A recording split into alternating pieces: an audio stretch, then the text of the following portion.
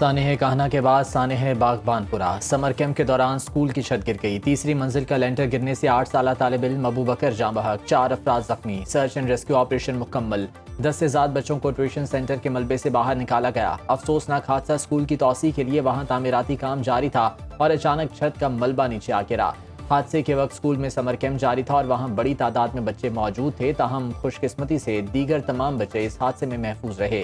جاں بحق بچے کے والد اور چچا غم سے نڈھال، کہا ہم نے تو بچے کو علم حاصل کرنے کے لیے بھیجا تھا، سوچا نہیں تھا اتنا بڑا غم دیکھنا پڑے گا۔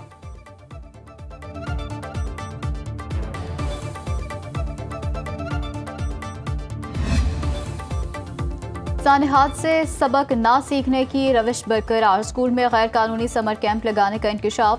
سکول کی مالکہ نازیہ رضوان سمیت دیگر 4 ٹیچر زیر حراست، تحقیقات شروع۔ غیر قانونی سمر کیمپس کے خلاف کارروائی نہ کرنے پر اسسٹنٹ ایجوکیشن آفیسر معطل۔ اطلاعات کے مطابق انکوائری کے دوران یہ بات سامنے آئی ہے کہ اسکول کی یہ عمارت بغیر کسی نقشے کی منظوری کے مکمل طور پر غیر قانونی طور پر تعمیر کی جا رہی تھی۔ محکمہ تعلیم اس اسکول میں لگائے گئے سمر کیمپ سے سرے سے لاعلم تھا اور اس حوالے سے کوئی پیشگی اجازت نامہ بھی حاصل نہیں کیا گیا تھا۔ وزیر اعلیٰ پنجاب مریم نواز کا اسکول واقعے کا سخت نوٹس، حکام سے رپورٹ طلب کر لی۔ وزیر تعلیم رانا سکندر حیات کہتے ہیں حادثے میں ملوث عناصر کا کڑا احتساب کیا جائے گا۔ سانحہ کہنا کیس سے فضا آج بھی سوگوار، رپورٹ وزیر اعلیٰ پنجاب مریم نواز کو بھجوا دی گئی۔ رپورٹ کے مطابق بچوں کی اموات سر میں زیادہ چوٹیں آنے سے ہوئیں۔ مقدمہ درج کر کے گھر کے مالک اور اس کے بھائی سمیت 5 افراد کو حراست میں لیا جا چکا۔ کسی متعلقہ سرکاری ادارے کی غفلت شامل نہیں۔ زیادہ ملبہ ڈالنے سے چھت گری۔ ٹی آر گارڈرز کی چھت پر بچوں کی موجودگی میں مٹی ڈلوانا انتہائی غیر ذمہ دارانہ عمل تھا۔ کمزور ڈھانچہ اضافی بوجھ برداشت نہ کر سکا۔ ماہرین کی رائے بھی رپورٹ میں شامل۔ حادثے کے وقت خاتون ٹیچر اور 20 بچے موجود تھے۔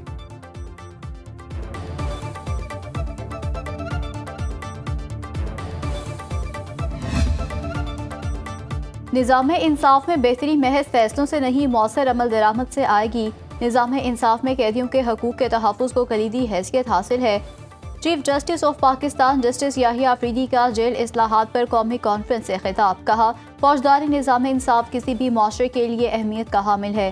جیلوں میں صحت اور صاف پانی کی سہولتوں کی فراہمی ناگزیر ہے۔ زیر التوا کیسز نمٹانے میں اہم پیش رفت ہوئی۔ جیلوں کی حالت بہتر بنانا آئینی طور پر صوبائی حکومتوں کی ذمہ داری ہے۔ عدالتی نظام میں احتساب کو یقینی بنانے کے لیے اقدامات جاری ہیں تاکہ عوام کو بروقت اور معیاری انصاف فراہم کیا جا سکے۔ جیل میں گزارے گئے وقت نے بے بس قیدیوں کے احساسات سے آگاہ کیا۔ مجھے بخوبی احساس ہے کہ قید تنہائی کا ذہنی صحت پر کیا اثر پڑتا ہے۔ دونوں مرتبہ وہ اور ان کے والد ایک ہی جیل میں قید تھے۔ وزیر اعلیٰ پنجاب مریم نواز کا جیل ریفارمز کانفرنس سے خطاب، کہا اپنے تجربے کی بنیاد پر پنجاب کی جیلوں میں قیدیوں کی سہولت کے لیے مختلف اصلاحات متعارف کروائیں، جن میں ایمرجنسی بٹن سمیت دیگر اقدامات شامل ہیں۔ وہ اپنے والد کے ساتھ جیل میں قید تھیں، اس دوران انہیں اپنی بیمار والدہ سے ملنے یا ان کے ساتھ وقت گزارنے کی اجازت نہیں دی گئی۔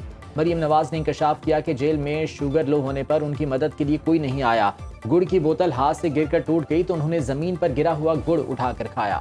وزیر اعلیٰ خیبر پختونخوا سہیل آفریدی نے کہا ہم جیل اصلاحات کر رہے ہیں، جیلوں میں ڈیجیٹل سہولیات فراہم کر رہے ہیں، ماڈل انٹرویو روم بنائے، منشیات استعمال کرنے والوں کے لیے ری ہیب اسٹیشن بنائے جا چکے ہیں۔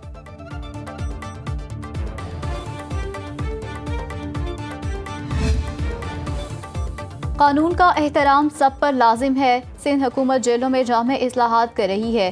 جیل ریفارمز کانفرنس سے خطاب کرتے ہوئے وزیر اعلیٰ سندھ مراد علی شاہ نے کہا جیلوں میں لائبریریاں قائم کی گئی ہیں، قیدیوں کو تکنیکی تعلیم بھی دی جا رہی ہے۔ وزیر اعلیٰ بلوچستان سرفراز بگٹی نے خطاب کرتے ہوئے کہا جیل اصلاحات ہماری ترجیح رہی ہے، قیدیوں کی صحت ریاست کی ذمہ داری ہے، جیلوں کی سیکیورٹی پر خصوصی توجہ دی جا رہی ہے۔ بلوچستان کی جیلوں میں جگہ کم ہونے کے باعث نئی جیلیں بنا رہے ہیں۔ نئی جیلیں جدید طرز کی جیلیں ہوں گی اور قیدیوں کو تمام سہولیات میسر ہوں گی۔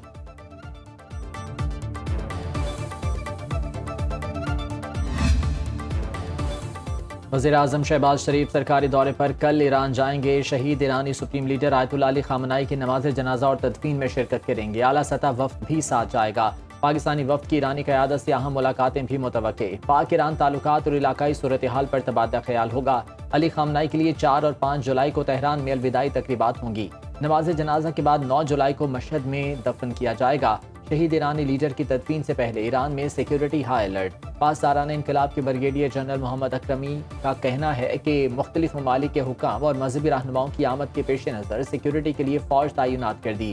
سرحدوں پر بھی بری فوج، بحریہ اور فضائیہ پوری طرح الرٹ ہے۔ ایرانی فضائی حدود کی نگرانی کی جا رہی ہے۔ ایرانی سپریم نیشنل سیکیورٹی کونسل کے سیکریٹری باقر ذوالقدر کا علی خامنائی کی شہادت کا بدلہ لینے کا اعلان۔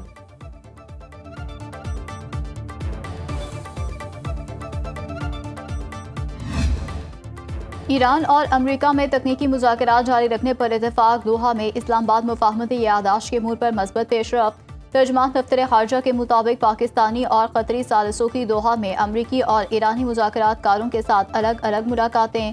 لیک لیوزن سربراہی اجلاس میں پیش رفت کو آگے بڑھایا گیا۔ فریقین نے آنے والے دنوں میں مذاکرات جاری رکھنے پر اتفاق کیا۔ اگلی ملاقات شہید ایرانی سپریم لیڈر آیت اللہ خامنائی کی تدفین کے بعد جلد از جلد طے کی جائے گی۔ عرب میڈیا کے مطابق تکنیکی مذاکرات میں تہران کو منجمد اثاثوں میں سے $3 ارب دینے پر عبوری اتفاق۔ پاکستانی دفتر خارجہ کے ترجمان طاہر اندرابی نے پریس کانفرنس میں بتایا، امریکہ ایران معاہدے کے لیے کوششیں تیز کر دیں۔ پاکستان قطری شراکت داروں کے ساتھ سہولت کار اور ثالث کے طور پر اپنا کردار جاری رکھے گا۔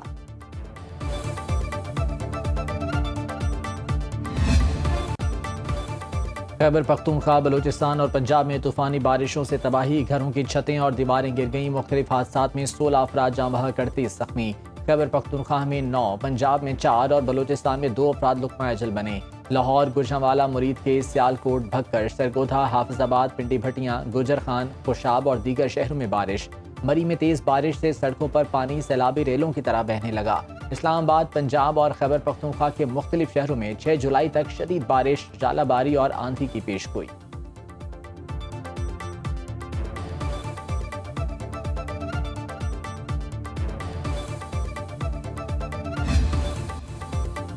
کالام کی جھیل سیف اللہ میں ڈوبنے والے 6 افراد کی نماز جنازہ لاہور میں ادا۔ ڈی ایچ اے کی رہائشی فیملی گزشتہ روز کالام میں کشتی ڈوبنے سے حادثے کا شکار ہوئی تھی۔ جاں بحق افراد میں 65 سالہ محمد عامر، بیٹا عبداللہ، بیٹیاں روبیل، پوروا، بچے زہرا اور رائد شامل ہیں، جن کی ڈی ایچ اے فیز 7 قبرستان میں تدفین کی گئی۔ حادثے میں لاپتہ ہونے والی ایک لڑکی کا تاحال سراغ نہیں مل سکا۔ مومنہ اقبال ہراسانی کیس میں ثاقب چدھڑ اور اہلیہ کو شامل تفتیش ہونے کا حکم۔ National cyber crime investigation agency نے آئندہ سماعت پر تفتیشی رپورٹ طلب کر لی۔ سیشن کورٹ لاہور میں ایڈیشنل سیشن جج نصرت علی صدیقی نے مقدمے کی سماعت کی۔ ثاقب چدھڑ اور ان کی اہلیہ عبوری ضمانت کی مدت ختم ہونے پر عدالت میں پیش۔ عدالت نے ملزمان کی عبوری ضمانت میں 13 جولائی تک توسیع کر دی۔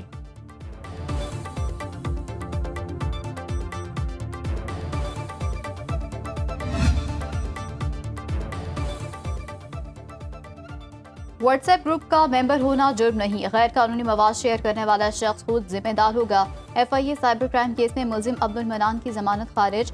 لاہور ہائی کورٹ نے فیصلہ جاری کر دیا، گروپ ایڈمن ہونا بھی فوجداری ذمہ داری نہیں بنتا۔